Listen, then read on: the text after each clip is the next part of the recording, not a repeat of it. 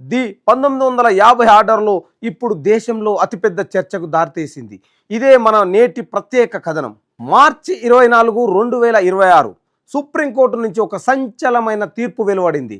Chintada Anand versus state of Andhra Pradesh. ఈ case విచారణలో court చెప్పిన మాట దళిత క్రైస్తవుల పాలిట పిడుగులా మారింది. ఎస్సీ వర్గానికి చెందిన వ్యక్తి క్రైస్తవ మతాన్ని స్వీకరిస్తే ఆ క్షణం నుంచే అతని ఎస్సీ రిజర్వేషన్ హక్కులు రద్దవుతాయని కోర్టు తేల్చి చెప్పింది. అంటే అప్పటి వరకు ఉన్న సామాజిక రక్షణ, చట్టబద్ధమైన హక్కులు ఒక్క దెబ్బతో గాల్లో కలిసిపోయాయి. ఈ తీర్పు కేవలం ఒక చట్టపరమైన నిర్ణయం మాత్రమే కాదు, లక్షలాది మంది దళిత క్రైస్తవుల అస్తిత్వ పోరాటానికి ఎదురు దెబ్బ.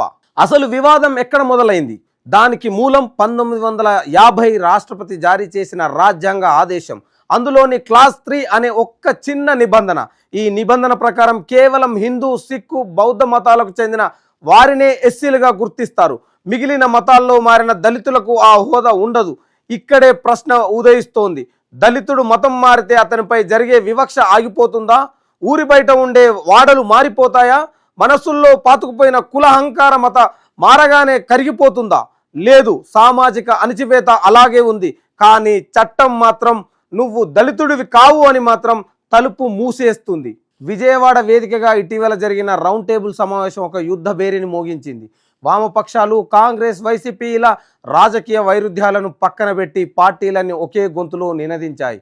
రాజ్యాంగంలోని ఆర్టికల్ 25 ప్రతి పౌరుడికి మత స్వేచ్ఛనిస్తుంది. కానీ హక్కులు కావాలంటే హిందూ మతంతోనే ఉండు అని పరోక్షంగా చెప్పడం ప్రాథమిక హక్కులపై దాడి కాదా?